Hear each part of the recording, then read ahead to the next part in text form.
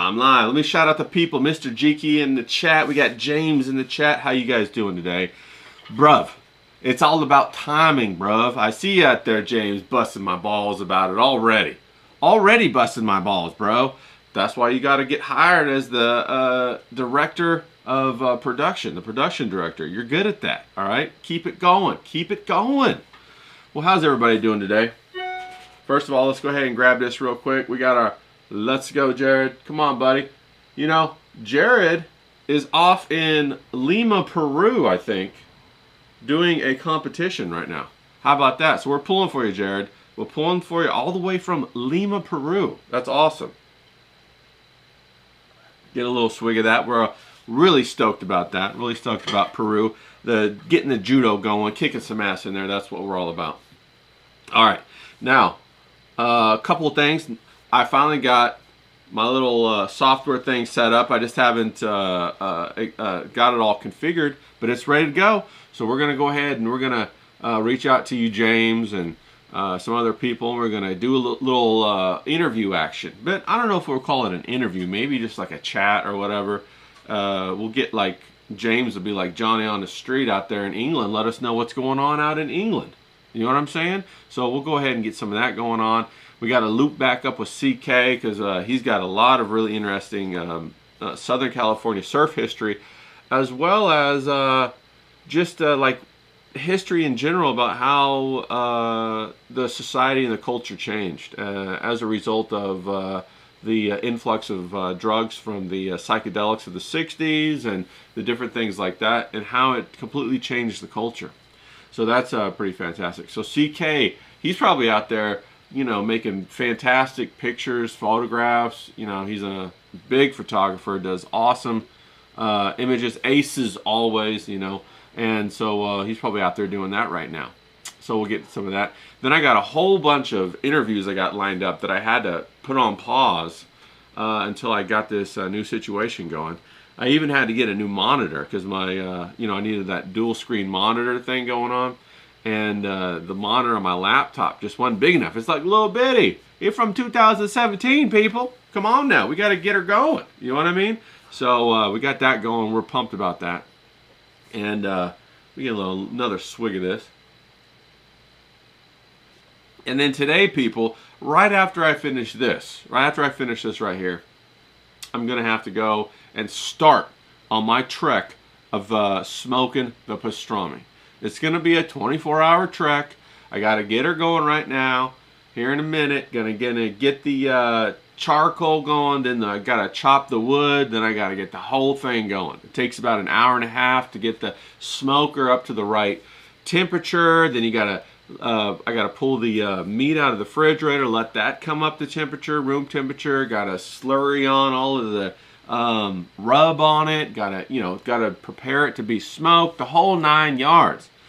Then last night I was making bread so that we could have bread for the big sandwiches, because we can't have this awesome pastrami and like no good bread. What's that all about? You know what I mean? That's crazy. So we got that going. Then I got all of those pickles, tons of pickles from people. We're going to talk about that. We're going to show that off. That's going to be crazy. Then I got 2 or 3 different variations of pickled eggs.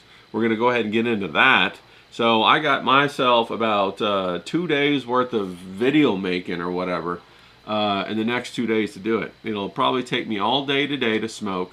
And then into the evening, what I normally do is I smoke it on the smoker until the meat gets the bark that I want.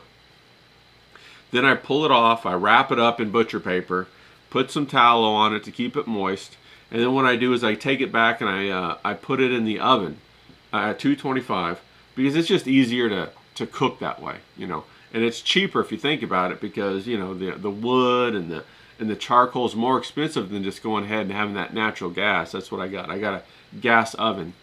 And it's, you know, it's more comfortable. I can like just let it sit in there for like 6 or 7 more hours, come up to that nice temperature of about 180 to between 180 and 205, somewhere in there is the prime. You know, you don't want to overcook it, make it too dry. And that's kind of why we put the tallow on it too, to keep it nice and moist. And also, you know, when I'm cooking it, I have a big bowl underneath of it to try to catch all the drippings of the tallow, because then you get the smoked tallow, man, and that's fantastic in itself because it has that flavor. And if you've ever fried some eggs and some smoked tallow, boy, I tell you what, you're in heaven. It's fantastic. So I got all that going on. I got all that lined up. I had to get everything, get going with that. Then I'm setting up this whole new situation for the desktop here, and I had to get up. You know, I had to get another hub so I have more internet ports. So we're gonna have all that going. I made some intro videos, you know, so I can play, you know, and brainwash you guys with like those Ryan Harkness loops, and you know, those are amazing loops. I'm gonna try and get some more from him too. And bro, he's a very creative person, and I love it. And we're gonna get that set up, and then we're gonna get going with it. Okay, we're gonna get going. Now, I really appreciate all of your guys' help with the comments and the likes and all that kind of stuff, and it's a big help. Okay, so I appreciate that. So I'm gonna go ahead and read off some of these comments I had from yesterday's video, and we had Disco Drongo, and he said, "Yes, let's go." Shout out from Australia. So he's all the way down there in Australia. How about that? Shout out to you, Disco Drongo. Thanks for watching. That's fucking awesome. And then we got DJ John Tudor. He said a daily dose of inspiration. And that's what we try to do around here. We try to get inspirational, okay? Now, I did just literally wake the fuck up and come on here, and you can see my hair is kind of crazy. But that's what we do, you know? We get excited. We got to go out there and attack the day and try to make the most of it, and come up with new opportunities and new adventures that unfold because we're open to them, and we're creative, and we're excited about it, and we're going to seize it, okay? That's what we're all about around here, okay? So we got that going on, all right? Then Tripp said, hey, he's got some new daily commitments that have edged out his drawing time. He's working on sorting out his schedule, and he's going to make it happen. Let's fucking go. That happens, you know. A man or a woman's schedule, as an adult, it's complex, man. You don't realize how complex it is. Different things come in, and they kind of put everything off kilter. Like, you know, me trying to set up this new thing. I've been trying to set up this new thing for 2 weeks here. And, you know, trying to continue to do my daily responsibilities and commitments and everything like that. And, you know, it's just that one layer. Just one more layer can really offset the whole balance of your schedule. So don't feel bad about it, okay? Just take your time, get the schedule locked down, and regroup, and then go the direction that you want to go. And the most important thing is to never feel bad, okay? Now, I know that sounds like pretty stupid or whatever, because as men, we're always like, you know, ugh.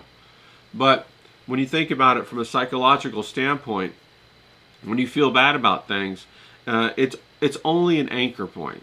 It's a hurdle. It's an extra anchor point that slows you down from being effective, from being efficient, or from doing the things that you want to do, you know, from solving problems. As soon as you feel bad, then you're creating a platform for dread, procrastination, and all these other things to form in your psyche, and you don't want to do that.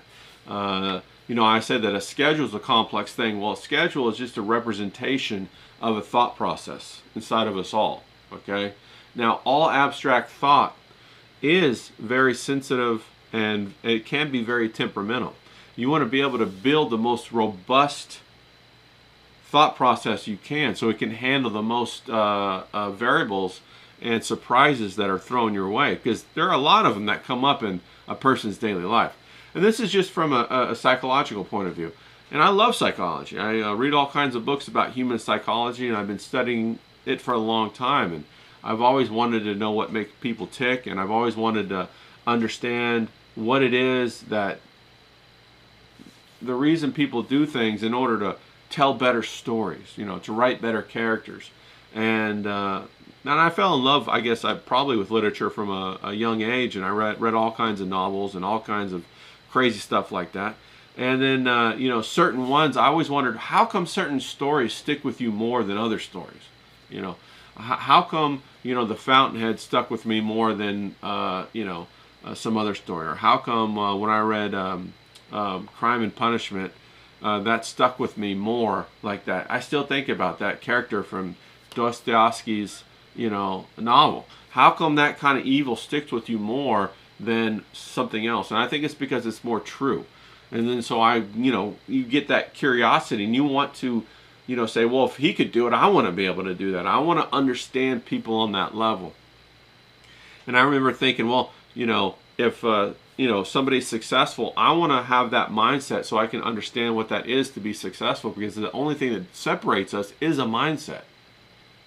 And I want to understand what that mindset is so that I can have more motility in my life. Motility just means move around, free range of access. I want to be more mobile. I want to be able to go from sphere to sphere to sphere to sphere of influence. I don't want to be locked in just in one little group and be stuck in that pond and not able to get out of that pond. And so the thing that allows you to do that is your mindset, your ability to have a conversation, or your ability to leap out and be courageous, your ability to volunteer for opportunity, your ability to risk, your ability to execute when you take a risk, okay? And feeling bad or, being down on yourself or anything like that, those are all just wallowing techniques that keep you localized in your little sphere and give you an excuse not to risk or not to try or not to execute. They give you an excuse not to be disciplined and not to seek the best, like try to, the cream rises to the top kind of thing. So don't take those characteristics on. I'm not saying you are or you're not. I'm just saying, from a psychological standpoint, this is the reasoning why you wouldn't. You don't want to feel bad because it's going to limit your ability to be successful, your ability to be happy, okay? And we're all trying to be happy out here. And let me just go ahead and define what I consider to be happiness, because so many people are trying to reach out and grab happiness. But happiness isn't something you can grab. Happiness is when 3 or 4 other emotions or existence states are in harmony. Okay, so happiness is a harmony.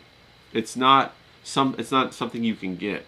Happiness is a harmony from satisfaction, from adventure, from risk taking, from accomplishment, from enjoyment, from joy. So you get those 3 or 4 things in alignment with each other, and then from those 3 things it resonates out and it creates happiness, this field of happiness.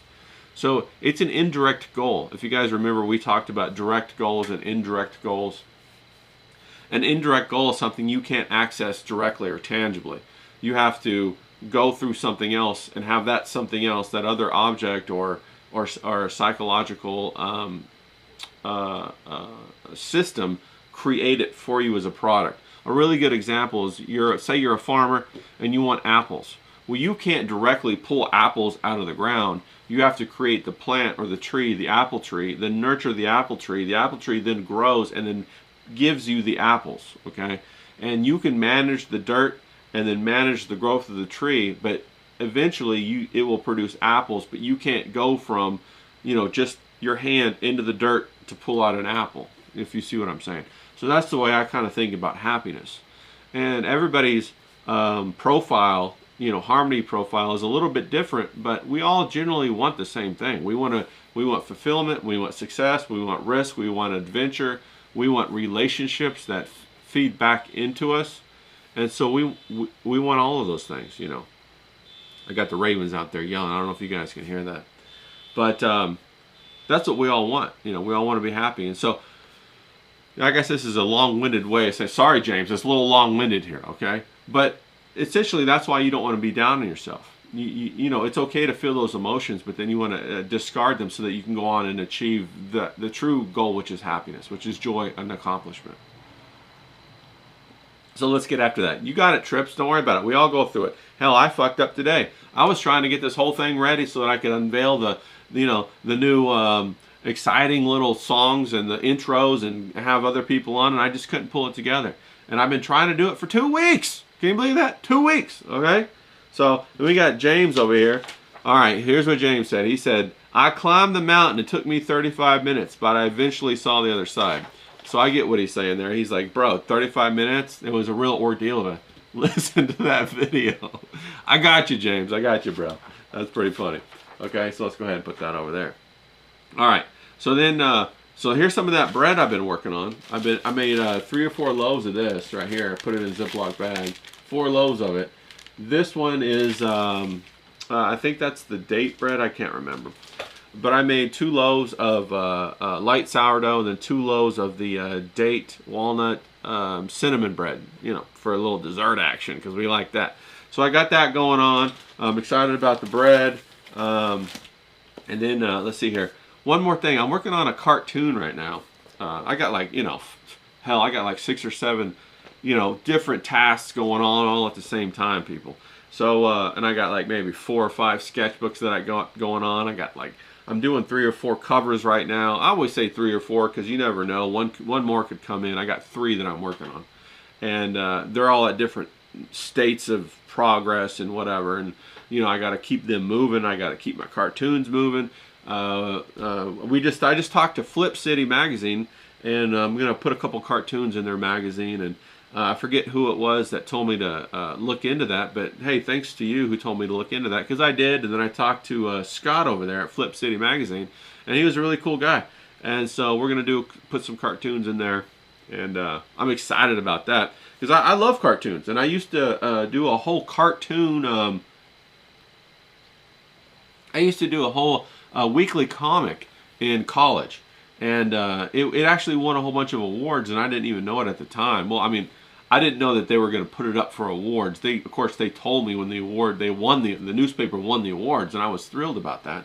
But you know, I was busy doing my engineering studies, and so I really didn't have time to focus on it. But it did really, really well, and I was really excited about it.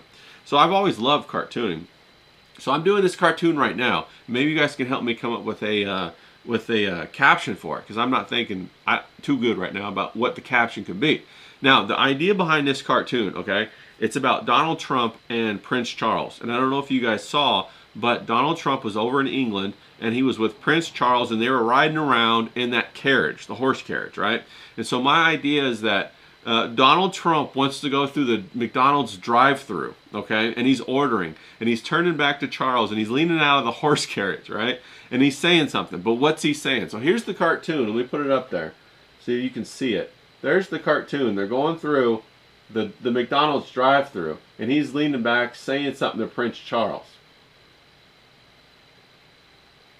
All right? Now, what's he saying? Is he saying like, Prince Charles, you really got to get all the sauces. All the sauces are huge. You know, is he saying something like that? Or is he saying, you know, I used to work at a McDonald's, and now I'm sitting next to the King of England. Anything is possible. Or the art of the deal. Or is he saying, Prince Charles, I'm going to get a large. You can't have any of my French fries.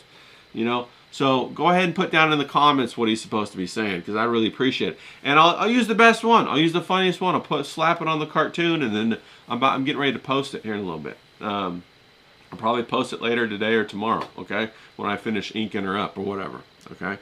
So go ahead and help me out on that, people. Throw me, put your best writing caps on and your best joke caps. You guys are my writing room, okay? Help me write. Help me help you. You know, all that good stuff. So, and speaking of that, we got that writing room going on, okay? We got the writing room in the Discord. Now, come join the Discord. We're going to do some writing over here, okay? And that's going to be for the next 30-day challenge that we're going to talk about. I got the ravens going by again. Oh, no, that's a fire truck. But we're going to do a... writing is going to have to do with our next 30-day challenge coming up in about 7 days, okay? So in 7 days. So if you're a writer, know anybody who is a writer, tell them to come on over. Come jump in the Discord, okay? We're going to do the writing room. We do all kinds of other stuff on there, too. I was just talking to Professor Grass, and we're even thinking about doing some movie watches in one of the Discord channels so that people can just turn it on and watch it. I know that YouTube and other things are cracking down on, you know, watching movies and stuff like that, but we can run it in the Discord, no problem. And I got a whole bookcase full of DVDs and all that kind of stuff, and Grass and other people said they got some DVDs, or they can stream it or whatever. So we're gonna probably do something like that, you know, and just kind of put it on, and you can jump in and chit chat if you want, or you know, just watch the movie or whatever, and kind of just try to make it a group atmosphere where there's something fun always going on. I remember when I was in college, my freshman year, there was always something going on every day of the night. Okay, and if something wasn't going on, I was on my top floor of the dorm, and there was 30 rooms, and so there was about 60 guys, in the dorm. And if you didn't want to go do something like with a movie night with student services, or some kind of ping pong match, or a basketball with intramurals, you had 30 doors that you could walk down the hall and go in the room or out of the room as you wanted. And there was something else going on in each guy's room. There's 2 guys per room, and there was something else. There's always something going on. Like I said, one guy was watching a movie, and you could walk in there and watch the movie with him. He set up all his big speakers and all that, and it was like basically a movie theater in a little dorm room, Then the next guy was playing, Counter-Strike or whatever it was with the, online, and you could go in there and you could play with him and do all that kind of stuff. Next guy had like pizza. Next guy was doing this, and so on and so forth.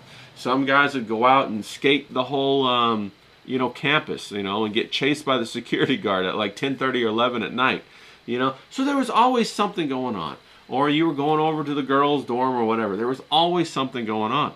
And so I think that would be cool if we could do something like that in the Discord. Maybe always have something fun going on for people to jump in and jump out of and all that kind of stuff. So that would be cool.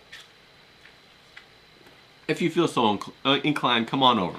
Now, I really appreciate the likes, the subscribes, all of that good stuff. That really helps me out, okay? So I appreciate that. Thank you. All right. Now, I've been thinking about what I was going to talk about. And, of course, I know all you guys want to hear my Hollywood story, right? Because I got a lot of Hollywood stories. But first, let me go ahead and make sure everybody's doing pretty good. We got Mr. Jakey and James. We got the rip-off version there. What's up, bro? We got Bob Ross is awesome. 9. Gosh, you're awesome out there. What's going on, everybody? Now, the crazy thing is, what I'm going to talk about is my experience, okay, in Hollywood, and it was a pretty wild experience, okay. And it came up out of nowhere. I didn't go looking for it. I wasn't trying to find it, or I wasn't trying to go to Hollywood or anything like that. And at this time, I just, I was chill. I lived in San Diego. I lived with a couple guys in San Diego, and surfed all the time. And I was working on my artwork, trying to get it better. I was doing art walks. I was doing art shows. I was trying to do all kinds of stuff like that. And on the side, though, I had gotten a job with a local modeling agency, and I did some modeling. Okay, I was in like some local commercials and some local magazine ads, print ads, and stuff like that. And I was friends with the owner of the modeling agency, and she was a real sweetheart. And she was much older than me. She was married, of course, and but she was real kind to me, real nice, and I really appreciate that. And her name was Monica. And so, Monica, hey, if you ever see this, thanks a lot. I appreciate it. And she would always do her best to try to help me get, good campaigns or good jobs or, whatever. And I got a lot of good ones, and made some good money doing it, and it really kind of helped me out when I was trying to, do the artist thing or whatever. And so one day, she calls me up and she says, Ray, now she's Italian, and she says, she has that thick Italian accent. And she says, Ray, I want you to do this thing. I got an audition for you. And I said, okay, well, that's new. Normally you don't audition. Normally they would just look at your comps or your images or whatever, and then select you based upon how you look or whatever like that. And for a print job, right? And she said, no, I want you to go do this audition. I've always been kind of a feisty guy, wily and crazy kind of guy. And she's like, you got to do this. You'll be perfect for this, and this will be good for you. And I said, okay, well, what is it? And she's like, it's for a TV show. And I was like, I don't know if I want to do that, And she's like, no, do it. And so I was like, I don't know if I want to do, some sort of TV show or anything like that. And she's like, it's a reality show. And this was back like in 2009 or 2010. And I was like, I don't know if I want to do a reality show, And she's like, no, no, you got to do it. You got to do it. So I was like, all right, well, tell me where the address of the place is. Okay. And so turns out they were holding auditions in a hotel, not a DoubleTree.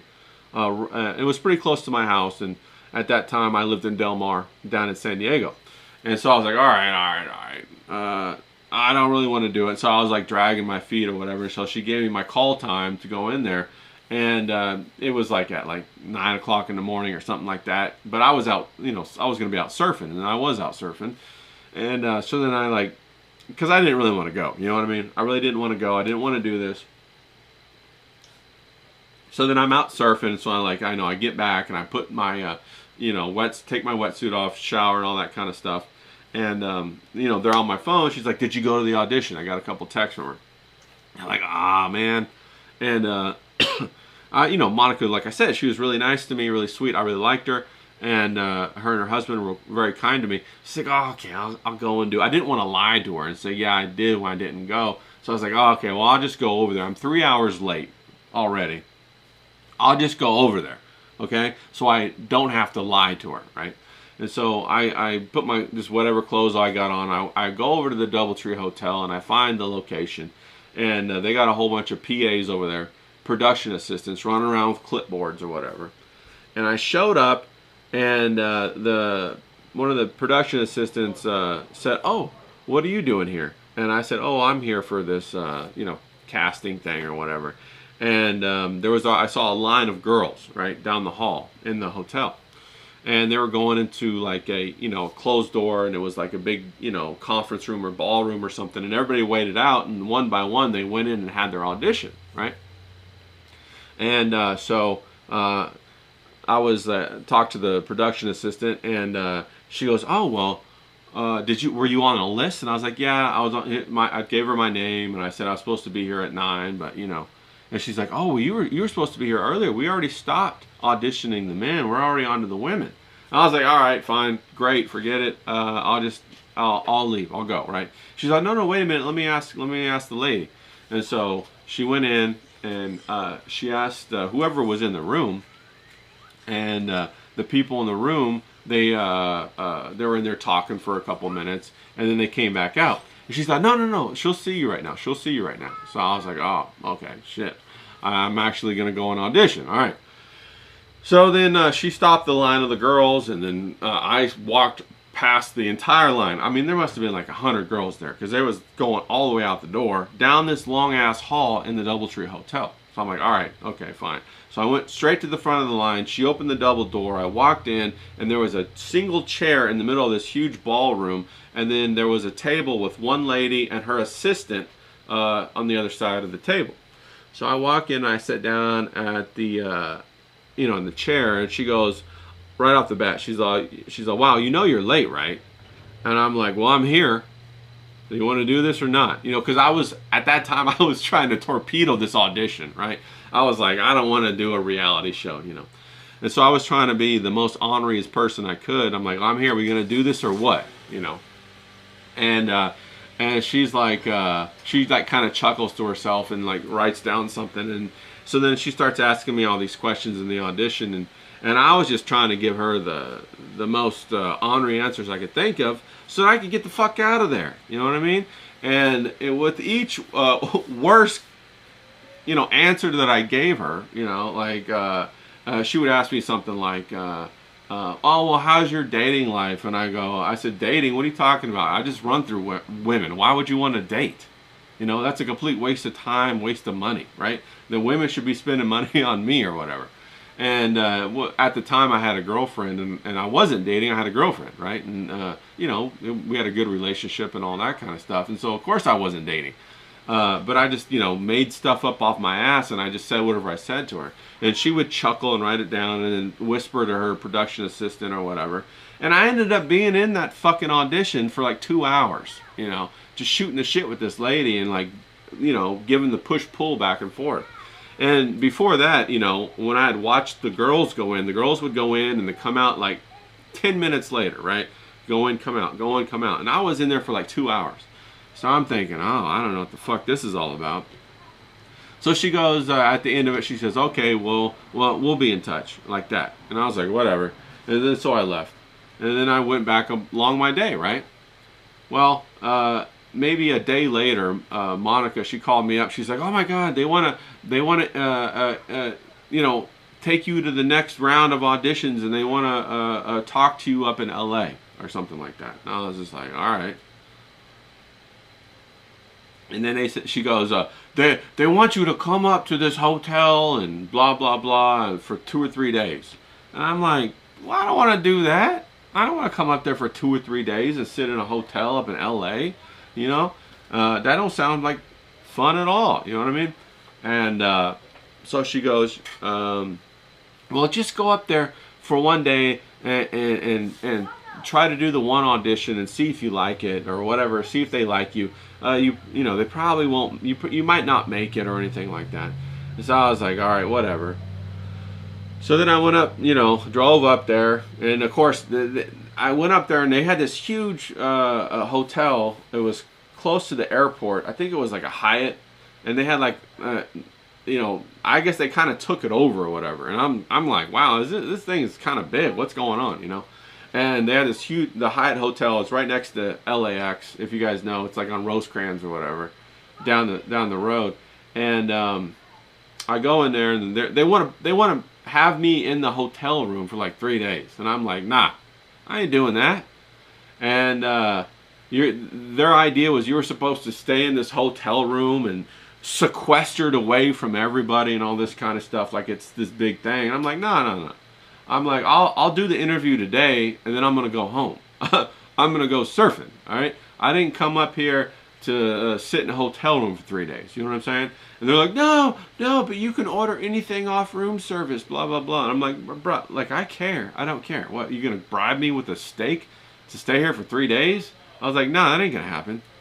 So anyway, so then, like, I don't know, they ran off, the little PAs ran off or whatever, and they talked to whoever they had to talk to, and then they came back. They said, "Oh, okay. Well, can you have lunch, and then we'll get you in the first round, the first group or whatever." And I said, "All right, cool." So then I went. They got me a hotel room. I ordered room service, had lunch, and then they after about an hour they called me down. I walked down, and it's in this big room, and there's like this big table across from me, and 2 or 3 of those flat tables, and there was like, I don't know, 8 people, right? 8 bigwigs, and then all the PAs running around like little ants, you know. And they had big cameras in there, and they told me that they were going to try, and they wanted to get my screen test to see how I looked on screen to get the approval or whatever. And, you know, and at this time I'm basically going through the motions for Monica, because Monica said she wanted me to do it. And I was like, you know, I told her I would do it as a favor to her. You know, she's like, do this, just do it. And I did it. And this thing keeps going. I'm like, okay, well, you know, I highly doubt I'll make it through here, right? So I'm doing this interview, and they're asking me the questions, and I'm still being ornery, and I'm saying stuff or whatever, you know, firing it back at them. And we're in there for like a good hour and a half, and we're just going through, and they're all peppering questions at me. You know what I mean? Like, well, what about this? Well, what would you do in this situation? Well, have you ever had this situation? Well, you know, have you ever gotten in a fight or whatever? All this kind of stuff. And so I just answered it, whatever. And then they were all like this at the end, and they're like, okay, you can go.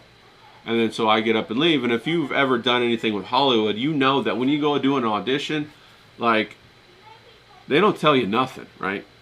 They don't say, oh, well, good job, or they don't say, oh, you know, it doesn't look like you're going to make it, or you're going to fit, or you're not what we're looking for. They just always say, next. You know, it's very cold and callous, right? So then I'm like, all right, cool. I'm out. It's probably going to, I'm assuming it's going to fall apart. It's not going to work, whatever. The audition's going to fall through. So I go back, you know, back home, and I go surf or whatever.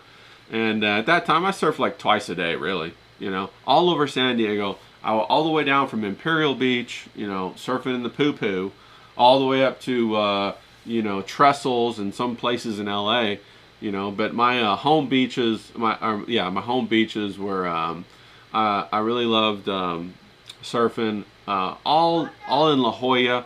I surfed Black Beach all the time. I surfed, up by Del Mar, and surfed all the time, basically, and did my artwork. And that's what I did. So about a week later, I'm assuming that the whole audition thing fell through. About a week later, Monica calls me up and she's like, "Oh, they really like you. They want to see if blah blah blah, and you made it to the next round." And I'm like, I look at Monica. I'm like, "All right, I'm like, Monica, how much does this pay? Does this pay anything? What are we talking here?" And she's like, "Oh no, it's the exposure, but I'll see what it pays too, blah blah blah." And so I'm like, okay, all right, well, we'll see. Like, and I'm like, what am I getting myself into here? What is all this going to be about? I don't even know what is this reality show thing all about? What are we doing? And because like now it's starting to be like, I don't know, there is kind of a chance that maybe I might get on this TV show, and it was on ABC, it was a big, at that time, a big thing, and the reality shows were like Survivor and all that kind of stuff, and so they were kind of a big deal. But I didn't really want to be on it.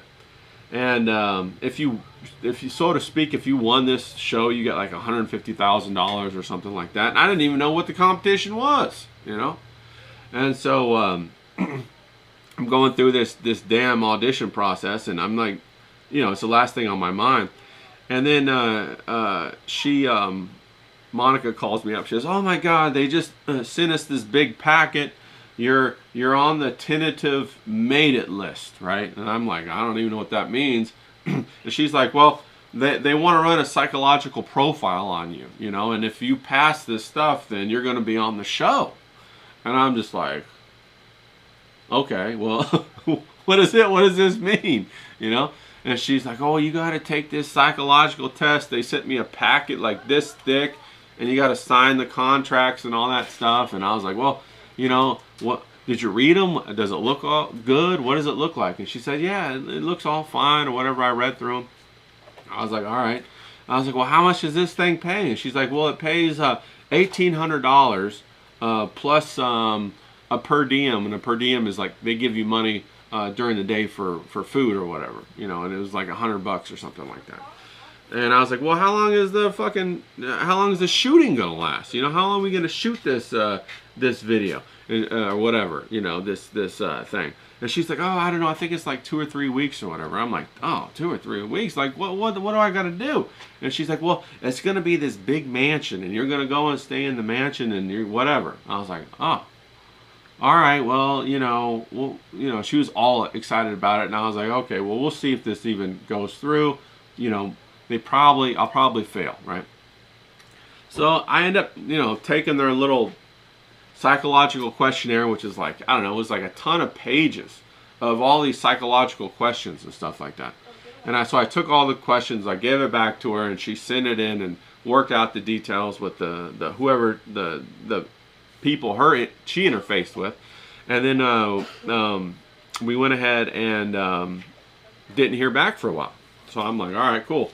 And at this time, I'm surfing, I'm doing my artwork, I'm trying to do my art walks, my different shows. I'm trying to work with some galleries down in La Jolla. I'm doing all this stuff. And at the same time, I'm also going on a print job. She's getting me different print jobs to go do. And, the print jobs would normally take me like a day or two. And sometimes it'd be down in Tijuana. Sometimes it would be, all over the place. Sometimes it was for very high-end niche kind of jeans or clothing, and sometimes it was for tech, like Sony, like ear pieces or whatever when they first came out. And so I did all those things. And so then I finally heard back that, "Oh my God, you passed. You're going to be on the show. Can you come to LA and do this thing between these dates or whatever?" It was like 3 weeks.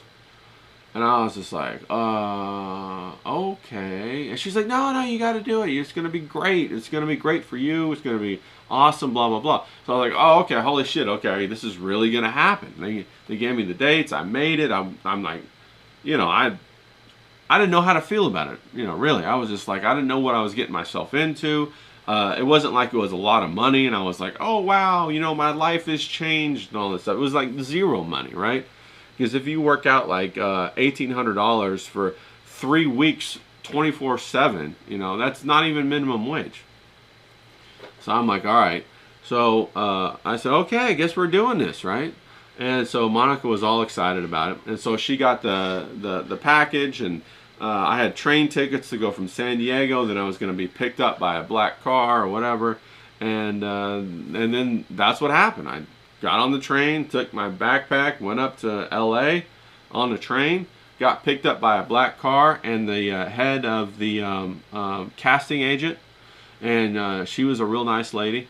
And she was happy to see me, and I guess she picked up everybody, I don't know, but she picked me up in a black car, a black town car, you know what I mean? That you like that you order like a Uber, like the best Uber or whatever, you know what I'm saying? One of those black, like Raylan drove.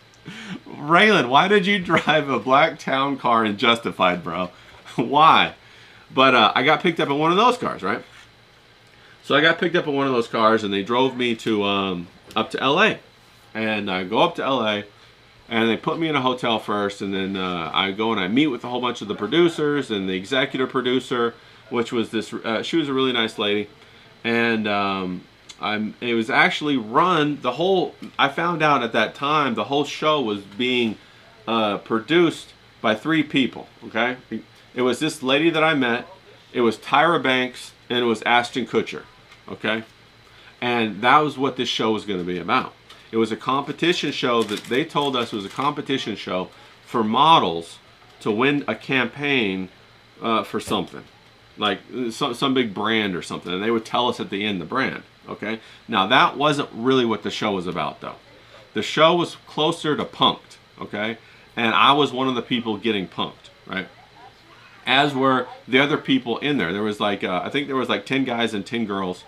And the show was called True Beauty, okay? It's still out there. You can go watch it right now if you want. Pull it up. Some other people, you know, have streamed it or whatever. You can go watch it. It came out on ABC, you know, back in the day, all right?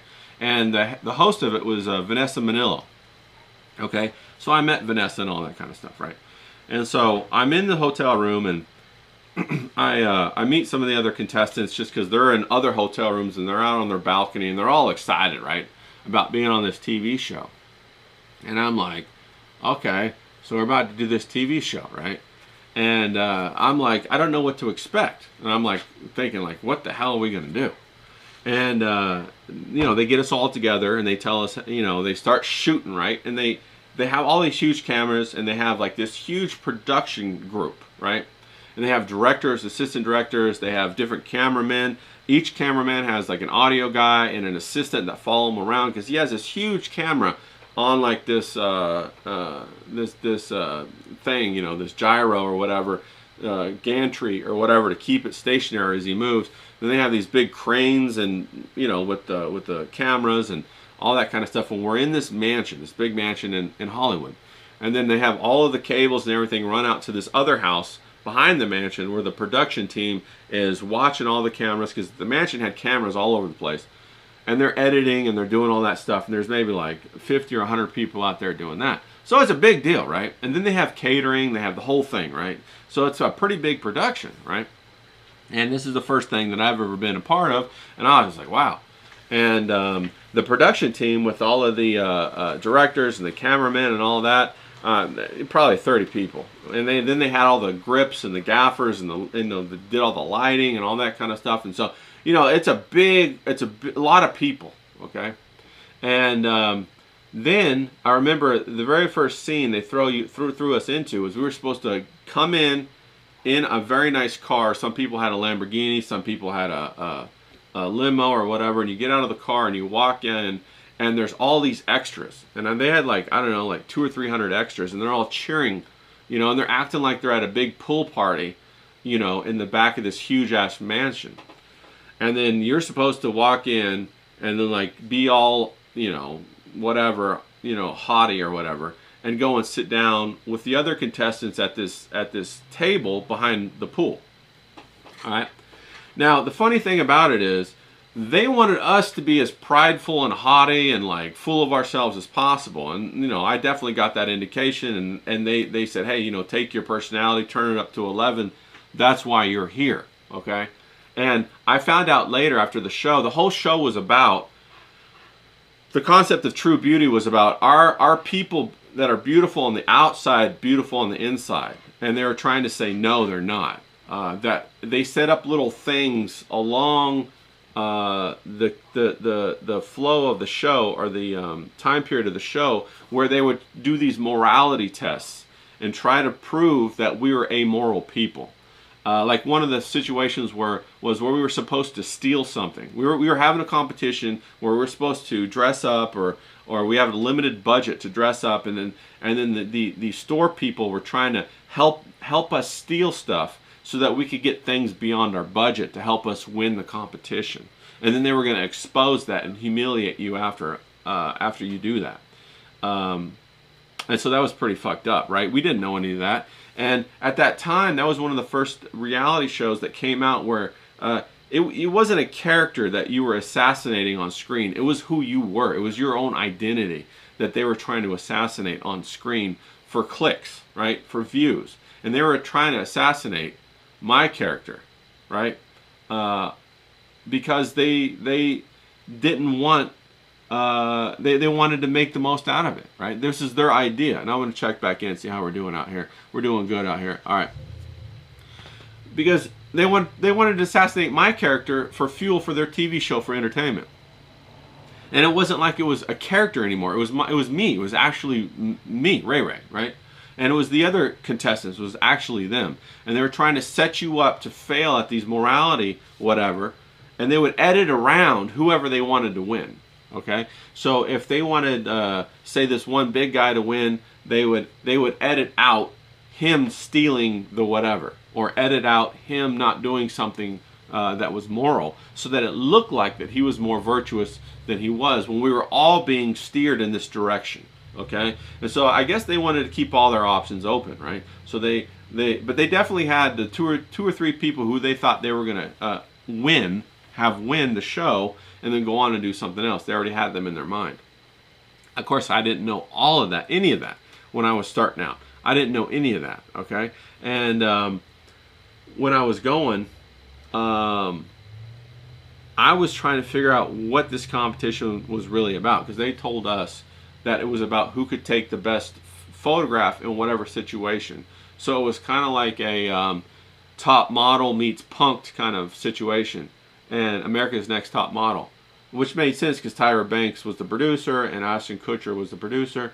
And but I couldn't figure out, like, the photographs that they would select. I didn't, in my opinion, weren't the ones that should have won. So I didn't know what the show was really about, because I was like, okay, well, they're telling us we're supposed to do this, competition, but the ones that really win, I didn't think won. So what's this really about?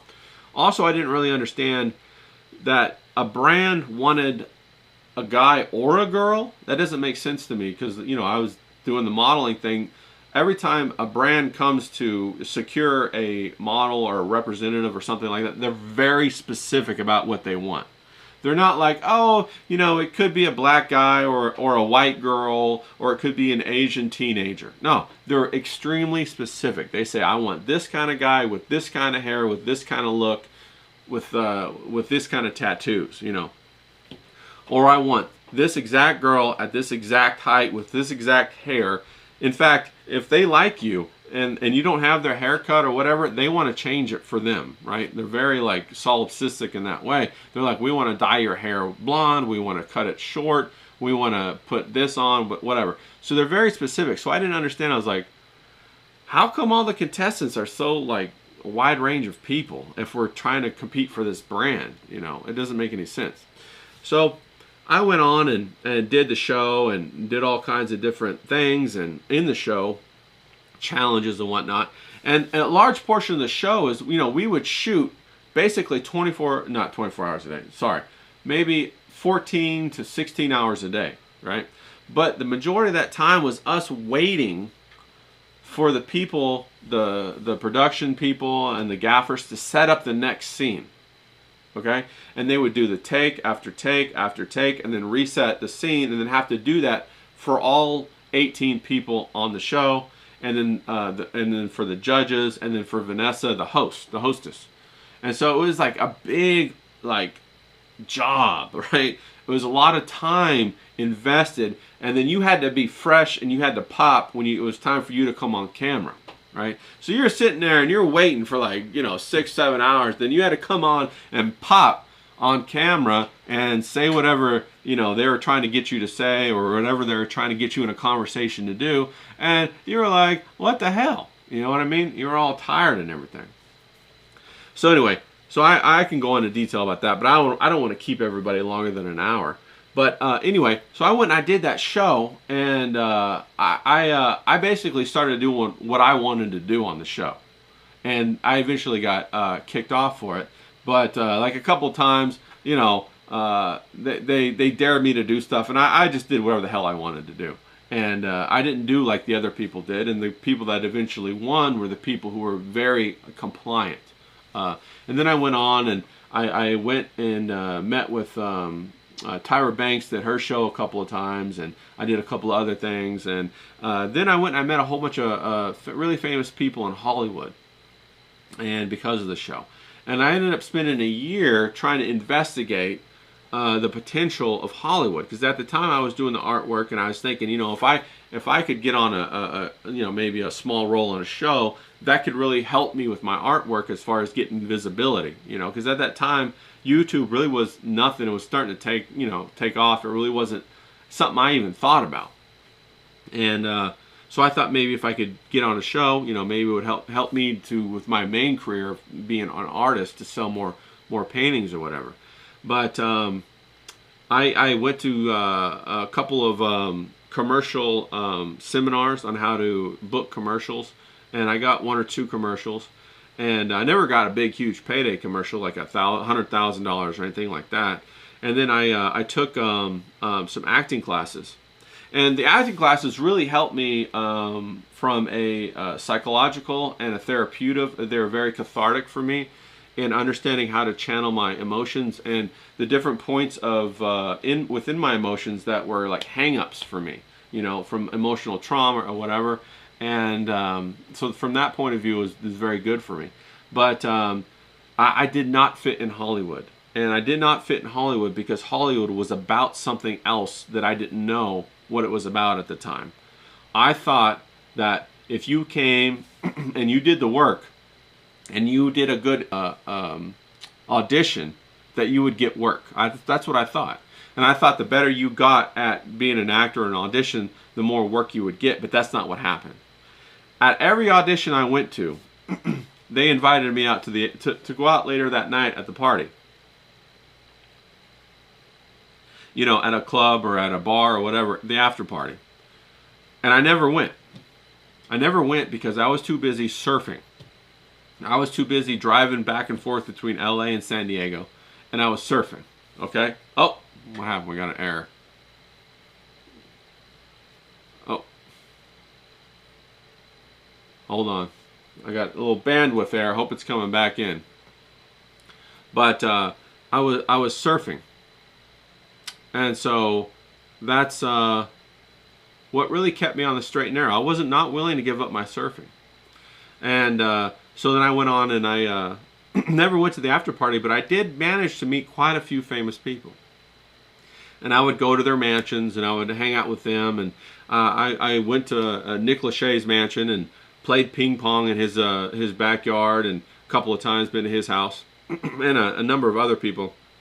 At that time, Ashley Greene was really hot, and she was in whatever, that vampire movie or whatever. And so I went to her house, and a whole bunch of other people, and it was a really interesting experience. But I learned that it wasn't what I wanted. It wasn't for me. I wanted to keep surfing. I wanted to keep doing my artwork. I didn't know what it was that was going to help them pick someone like me, but I wasn't willing to do whatever it was.